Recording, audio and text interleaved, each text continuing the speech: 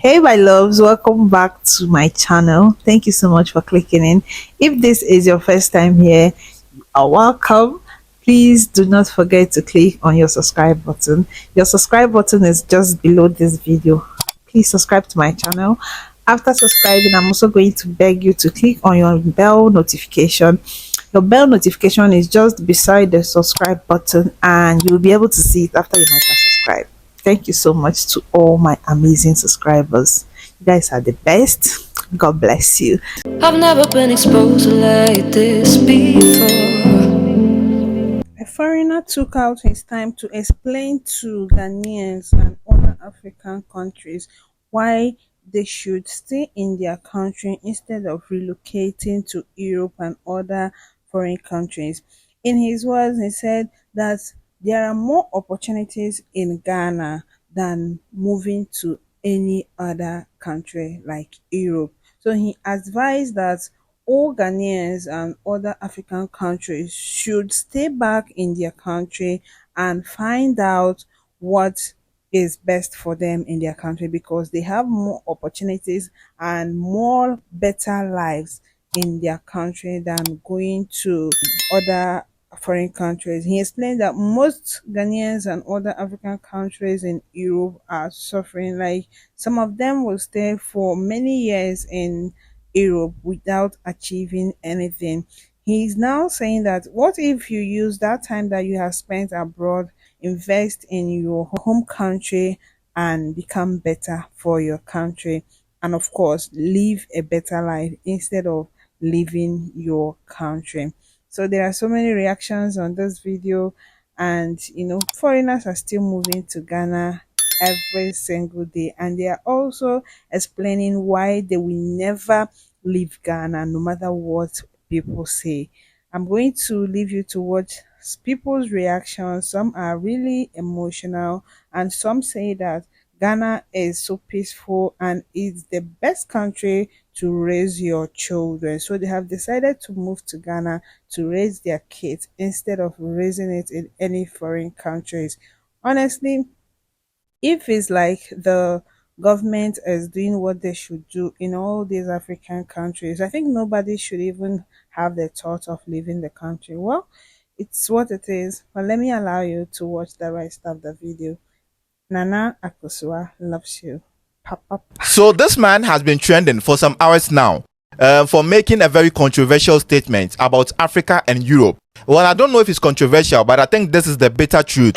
And the fact that it's coming from, a non-African is making people accept the whole fact. And I bet you if this one came from an African, the reactions would have been different, especially Udimaya. You don't know. Udimaya made this particular statement, but then go and see the comment section. I mean, you have people telling you that what? A Dutch passport is better than what? A Legon PhD. Ha! But then they are not telling you that these opportunities, if it's out of 10, only one person go get them. You get it? For those of you who haven't seen the video, let me play for you. Guys, life is a in Europe.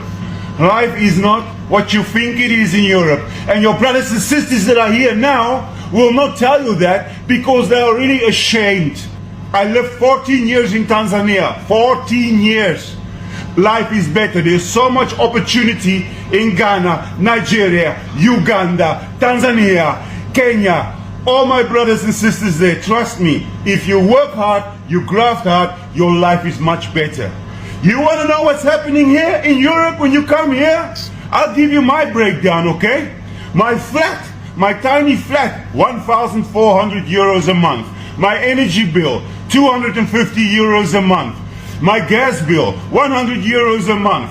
My car license, my car insurance, 45 euros. My mobile phone, 50 euros. My TV, 40 euros. My local government tax, 160 euros a month. My list goes on. At the end of the month, I spent 3,000 euros only bills. So if you earn your 400 euros in Kenya, Uganda, Tanzania, Burundi, Congo, you're way better off. And you have fucking freedom and a beautiful country. I want to quit in Europe. The only good thing here is my kids' education. That's it. So please Stop asking me for jobs and shit from Africa. Life is not what you think it is. Ghana is better than Nigeria. Huh? Nigerians are mad, like always. Where you Stratford with? Tailor-made. Tailor-made. Tailor-made. I should say tailor-made. Sorry. Where are you from? Ghana and Jamaica. So you're basically Ghanaian. No, and Jamaican. Jamaicans are Ghanaians. Okay, but is it in Ghana? No, No. but Okay. Jamaicans are Ghanaians that go shipped to Jamaica. Okay. So Ghana? Okay. What's the best country if you had to live in there? Where would you live? Jamaica. Why? Because of the beaches. What about Ghana? The beaches are nice, but like the transport system, you're not always gonna live in like a high-end area. You're gonna live in like not a poor area, but like Decent area. yeah, with not that much money and the transport ain't that great. Yeah, but it's cheap as well. Yeah.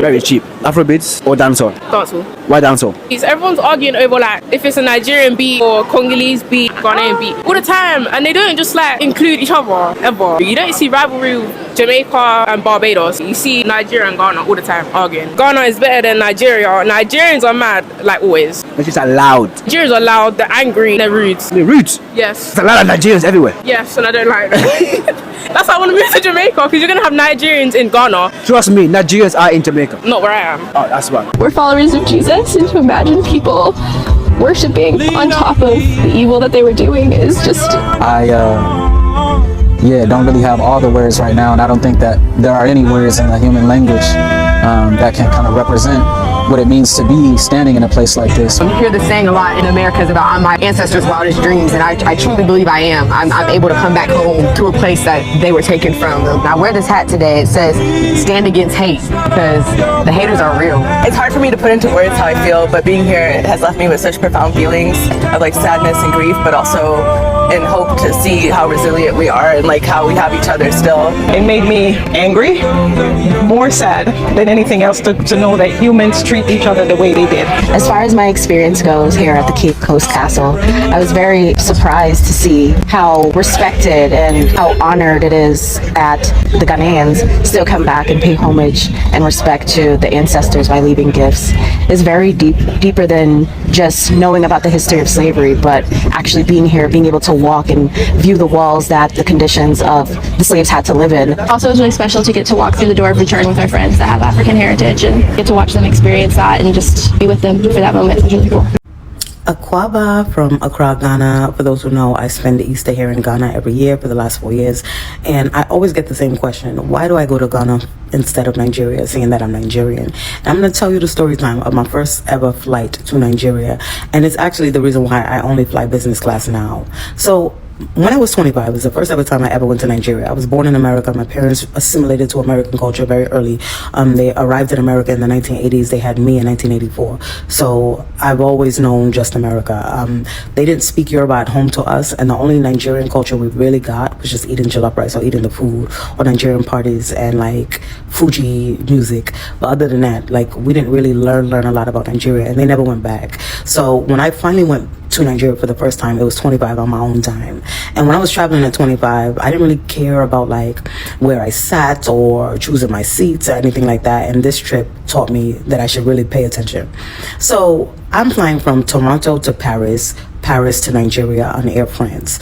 Is also the last ever time I flew Air France, because though you get like a sunny disposition from the British Airways, from Emirates and those other airlines, Paris, French people lived to the hype. They was super rude.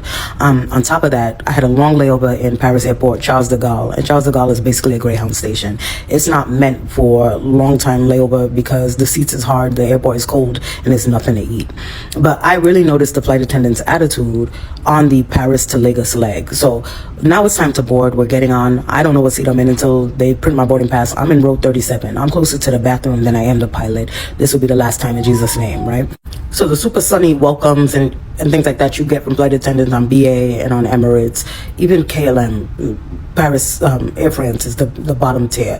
And I can tell why, because when we get on this plane, passengers is not paying attention and they're not listening. And flying from Canada, like I'm so used to compliance. Canadians comply. I haven't been on a plane, like at this time I live in Toronto, flying from Canada, Canadians comply. They sit down, they're quiet, they clap when you land like moves, but they comply. I'm not flying out of America, so we haven't hit that COVID time yet where passengers is cutting up. So Nigeria really reset my chemistry as to seeing how passengers and flight personnel behave. So we're on the plane, we're in row 37. The flight attendants got a bit of a funky attitude, like they're impatient when you're asking for stuff and when they're taking your order for drinks and things like that. A little bit of a funky attitude. But when we start to land, we are in descent. The plane is angled down like this. And the passenger in the aisle seat, so I'm in the aisle, 1, 2, 3 on the window, 1, 2, 3 on that seat. The passenger in the middle aisle seat next to me decides this is the opportune time to take down his luggage. Now, you know when they say, like, be careful opening the overhead compartment because items may have shifted? They're saying that when the plane has landed. Imagine the items when the plane is in an acute angle and we are about to touch grass. We are literally angled, flying at the speed of damn light towards the ground. He decides this is the perfect time to open the overhead compartment. He opens it and one of the bags falls out and hits the lady in the seat in front of him. She thinks that the plane is falling apart. This auntie starts to scream, "They've killed me! They've killed me!" which is making everyone now look around to see what's going on. He is oblivious. He's standing on his seat.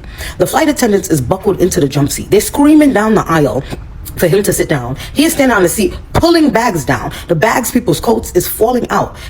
He does not care. The man in the seat in front of me, we're going to call him Nollywood actor because his American accent was the most forced thing I've ever heard in my life. Like, it sounded like he did voice coaching for a Nollywood movie where the actor goes to America and comes back, right? Yo, guy, what are you doing? The uncle pulling the bags looks back at him like he's a fly on the floor. Keeps pulling the bags. He's like, "Are you crazy?" Now, if you know a Nigerian, calling them crazy is fighting words. So he turns around, uncle with the bags is like, "How dare you call me crazy? Do you know who I am?" Which is the most Nigerian phrase you could ever hear. If you ever want to hear somebody inflate their sense of importance, this is the phrase. Nollywood actor says the most craziest comeback. I still use it to this day. Like, you guys think I'm quick-witted. He says, if you were somebody, you wouldn't be in row 37 now. Let me tell you. Everybody around us starts to laugh. And so he's starting to get mad. He wants to fight Nollywood actor who is a good 20 years younger than him. The auntie who got the bag jumped on her head is like, "Oh, don't fight." Imagine you just got assaulted with a bag and now she's trying to smooth things over. I'm sitting there. I feel like I'm in the WWF. I'm sitting there expecting like a full-on smackdown to happen. And he finally calms down. His uncle with the bag finally comes down and sits down. Nollywood actor finally comes down and sits down. And we land. And I remember just turning my data on and calling my mom and being like, "Get me the hell up out of here." And that was kind of my introduction to Nigeria. I noticed that you need a certain level of weary or madness to like survive there, and I don't have it. Like, I came to Nigeria thinking I was going on vacation. It's my mom's youngest sister, so my aunt's 50th birthday, and it's Mother's Day weekend. So I'm thinking I'm going there to spend time, have an amazingly normal time. Nigeria is not built for vacation. And funny enough, out of all the crazy things that happen, I end up like going to Ghana, and that's kind of how I ended up here. KLM and Delta have like a ride share or code share, and I get an email the week I'm supposed to leave basically saying that there's no pilot and they have to move my flight back 3 days. And I'm like, who told y'all I could fly on Wednesday when I'm supposed to be leaving on Sunday? So I'm on hold with Delta. It's 8 a.m. I'm on hold with Delta for 4 hours. My phone is on the charger. We're all hearing the hold music. And when they come on, they're like, "Well, there's nothing we can do. You have no pilot."